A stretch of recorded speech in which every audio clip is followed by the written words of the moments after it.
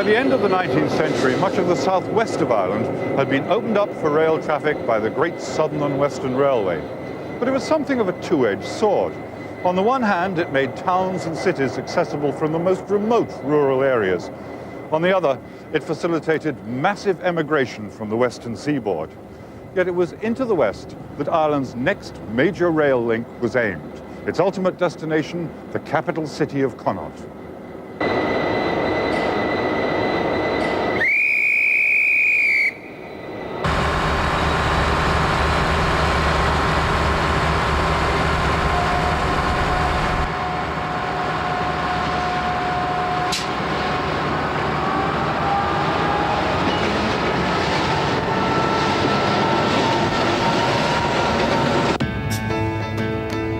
It was an ambitious notion to forge a rail link between Dublin and Galway through Mullingar and the cattle-breeding pastures of the Midlands, across the River Shannon at Athlone, and on via Ballinasloe and Athenry to Galway city. And it was to prove a dramatic undertaking involving Acts of Parliament and bitter divisions, massive engineering projects, and a pioneering incorporation of the existing canal system with the iron road of the new railway mania. Buoyed by their success in pioneering the Great Southern network, the directors of the Great Southern and Western, and in particular the MP for Roscommon, Fitzstephen French, nurtured the intention of promoting a line to the west. But unknown to the main body of investors, a breakaway faction under the Quaker entrepreneur James Perry was already planning a new line to Athlone. When Perry's new company, the Great Western, announced its plan, there was uproar. Board meetings called at very short notice, standing orders suspended, supporting directors notified, and opposition directors kept in the dark about meetings, reversals of decisions, and so on. But the end result of the whole thing was that the Great Southern and Western seemed to prevail. French's project seemed to prevail. The Great Southern and Western was a stronger line at this stage. It was already building than the Great Western. And Perry signed an agreement on behalf of the Great Western with French in 1845. He signed an agreement that the Great Western would not go beyond Mullingar, but would in fact veer northwestwards to Longford and Sligo. And that's how it got the name Midland Great Western.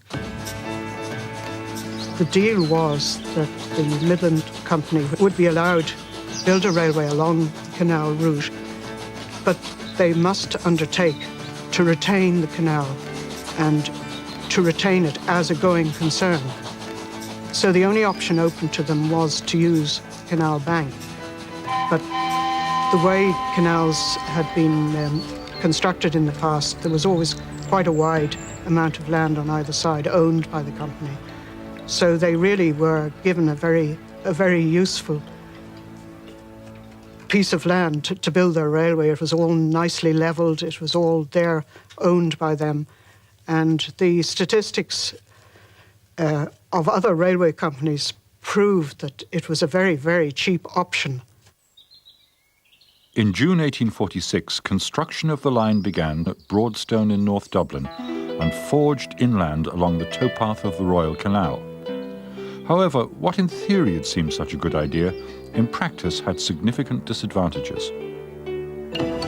The canal was laid in a curving manner and the railway was laid on its bank, and so was a whole series of curves, which is okay for a canal, which is slow, but is not suitable for a railway line.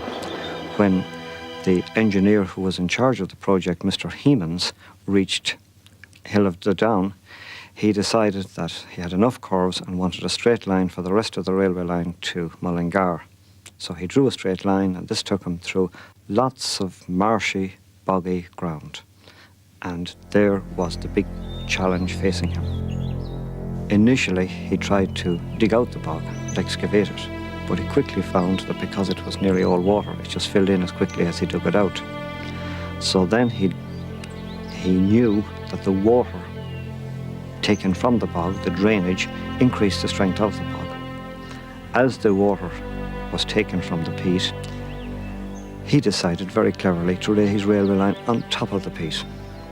To do this, he lay a few layers of heather sods and lay his railway line on top of sleepers or timber baulks, 12 inches by 6 inches, up to 25 feet long, laid at right angles or transversely to the railway, with other baulks of similar size, 12 by 6s, laid longitudinally in the same direction and under the rails.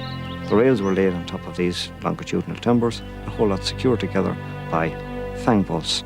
This gave a rigid frame to support his railway line. The railway inspecting officer was quite satisfied, passed the line open for traffic, and the first trains ran down to the Hill of Down in 1847.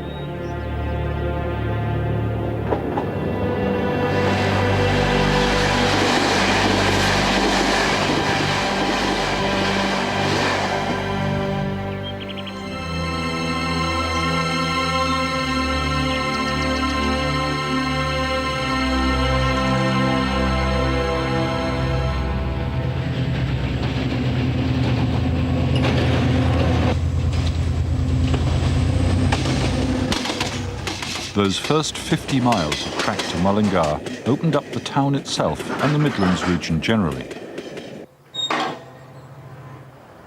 Not only to passenger traffic, but to goods traffic as well.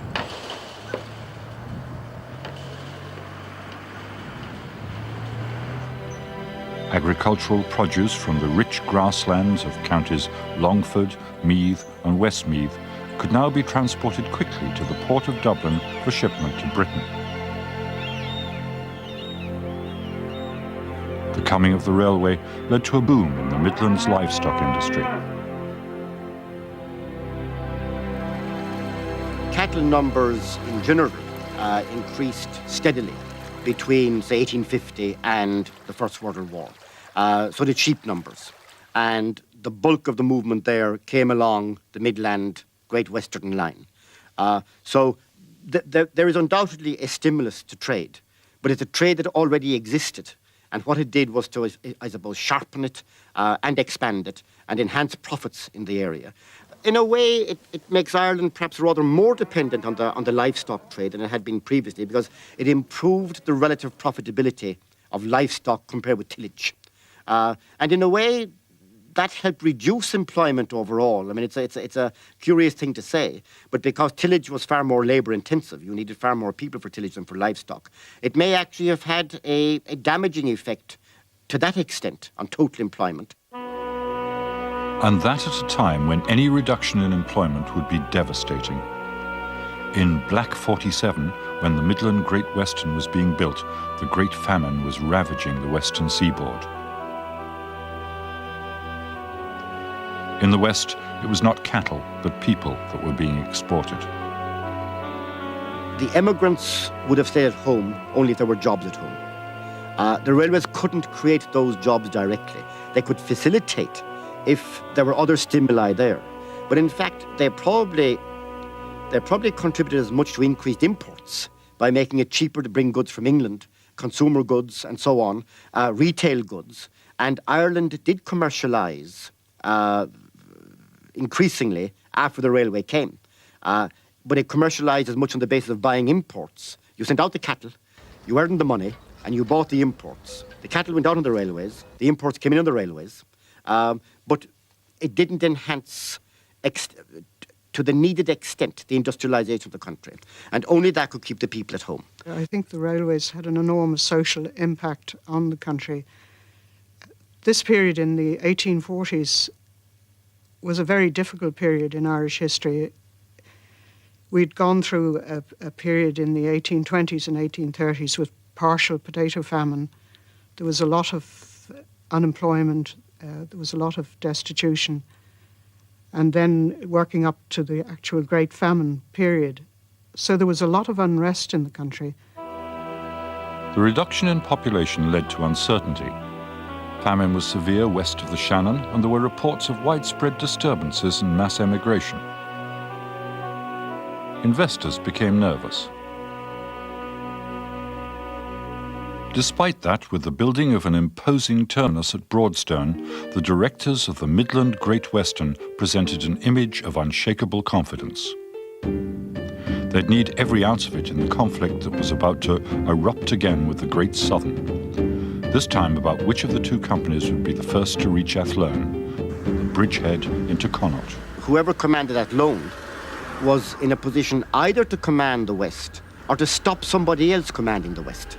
Athlone was almost a garrison town for these railway companies. If they had the line to Athlone, it made it much more difficult for anybody else to then use Athlone as a jumping-off point for further subsequent developments. So Athlone was almost a defensive outpost. It wasn't that there was massive traffic, say, between Mullingar and Athlone. I mean, there was a continuation of traffic, but having Mullingar to Athlone didn't transform the fortunes of the Midland Great Western. But in its view, it prevented French cutting in, or anybody else cutting in, and holding the aces for what might happen down the line. The result of the ensuing political stoush was that Parliament gave the Midland Great Western permission to go to Athlone, and as compensation, the Great Southern was allowed plans to advance to Tullamore. But immediately there was yet another row over the canals. The Midland had already acquired the Royal Canal, which it had used as a route for its line to Mullingar and to ferry passengers between stations during construction. Now the Midland set out to buy the Grand Canal.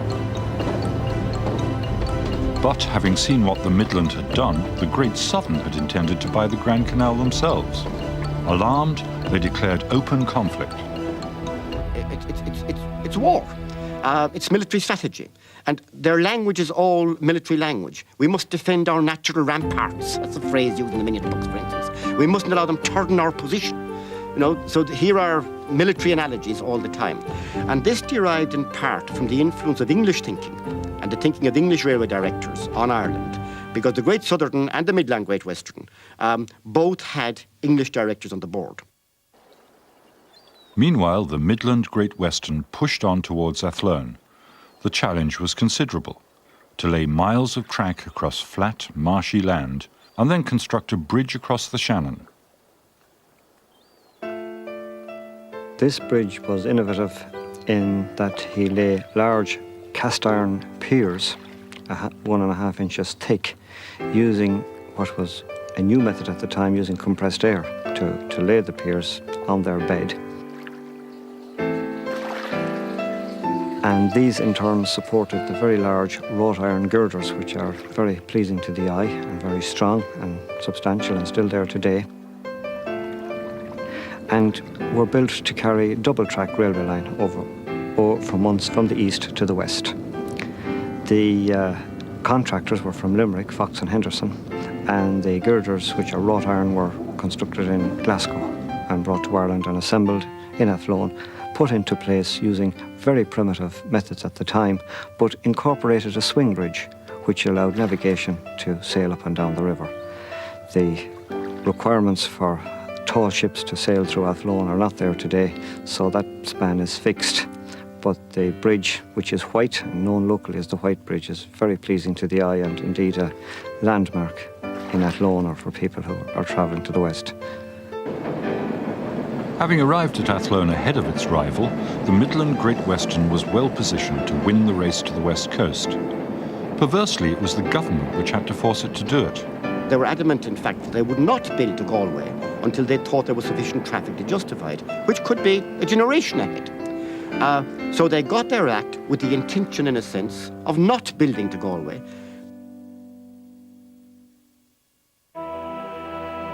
The famine continued on in the west of Ireland longer than in the east, and Connaught was still devastated by famine in 1848 and 1849. And government, which was lackadaisical in many ways in coping with the famine, nevertheless was sufficiently impressed by the horrors of the West and by the pressures put on them to say, we must do something. What can we do? Well, here is this Railway Act in existence, but the company is doing nothing about it. Building a line from Athlone to Galway will give employment, and please God, it will help develop the economy to some extent.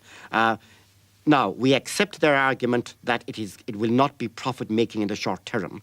So that allows us, offer them a subsidy or a loan. So we'll give them a $500,000 loan. Now, $500,000 in those days was about 25 million today. You multiply about 1 in 50 or 50 to 1, roughly.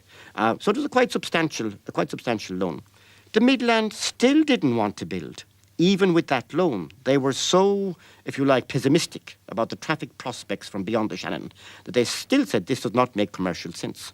Until government said to them, well, if you don't build, we have a chap here called Stephen French who's dead eager to build, and we will revive his project. So the Midland accepted the loan to build to Galway from Athlone in a way almost under protest and as a defensive measure to prevent government supporting the original Fitzstephen French project. So that's how Galway got its line in the early 1850s as a result of all this manoeuvring by a variety of interested parties.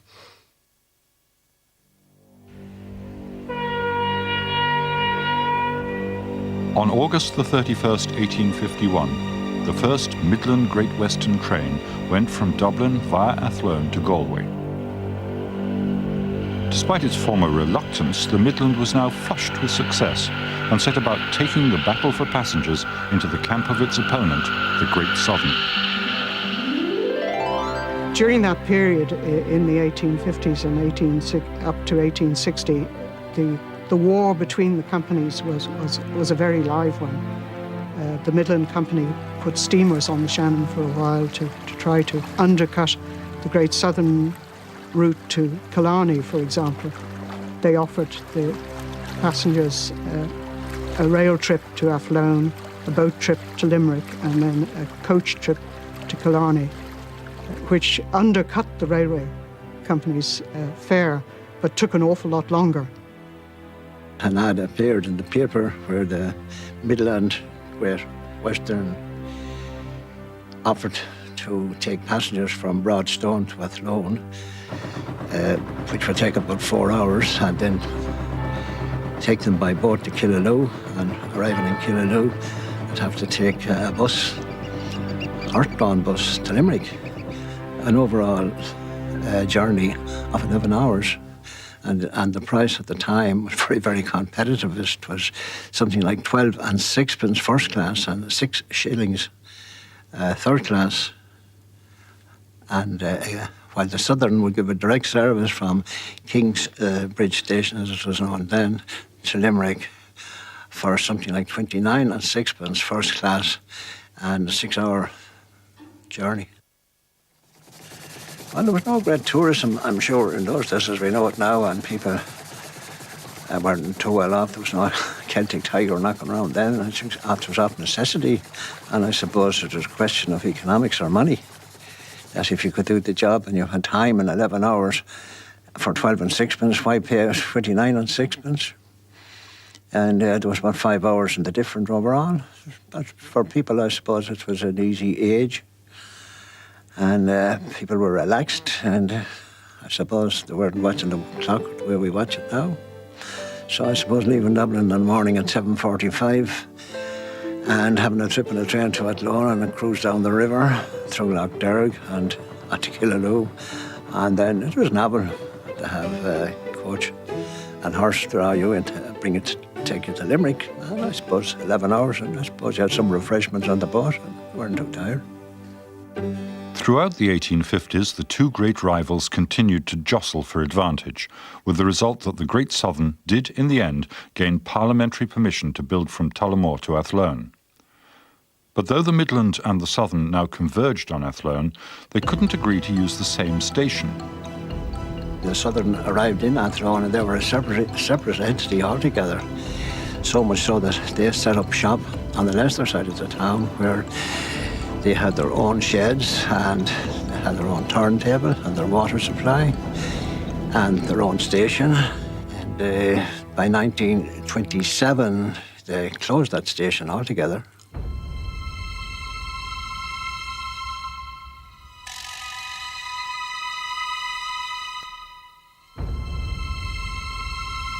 And surprise, surprise, by 1984, they closed the fine Midland Great Western Station and they opened the Great Southern Station.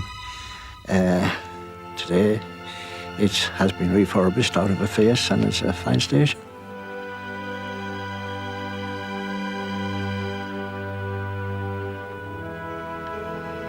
In time, the West was to be fully ironed by the railways, with all but the most remote areas having access. In time, too, some of these routes were depleted or abandoned, as a century later, the next tidal wave of emigration of the 1950s reduced the population yet again. From the perspective of a new millennium, what then is the overall legacy of the Midland Great Western Railway to the west of Ireland?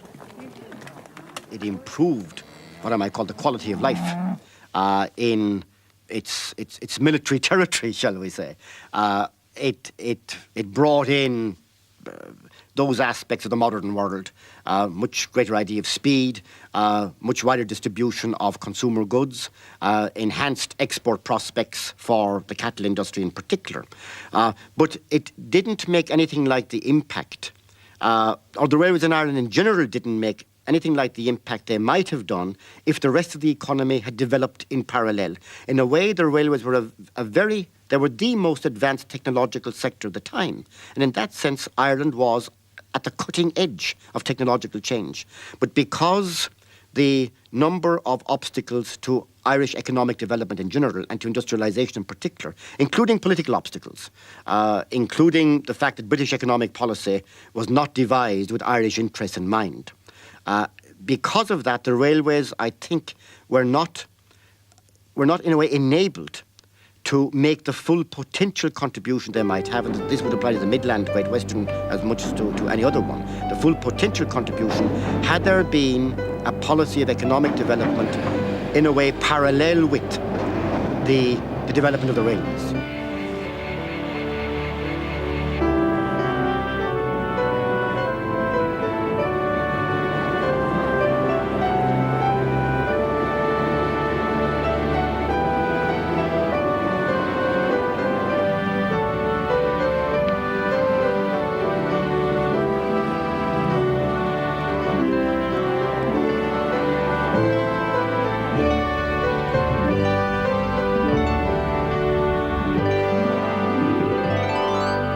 Since that day in 1851, when the first Midland Great Western train left Dublin for Athlone and Galway, the entire country was to become ironed by the railway.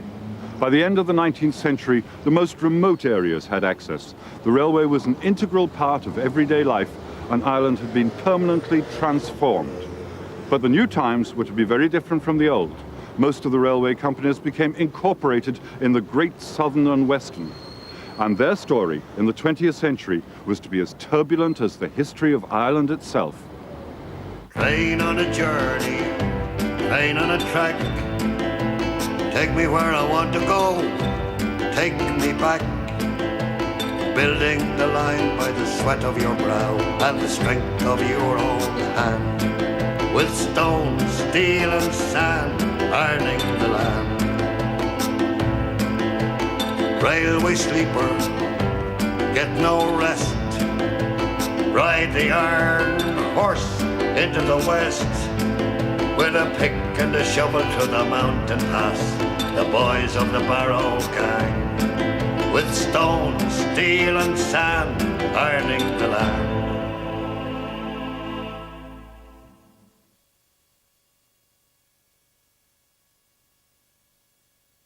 If you would like to learn more about the history and relevance of the train system in Ireland, or indeed recapture the magic of this series, the book Ironing the Land is available from bookshops nationwide.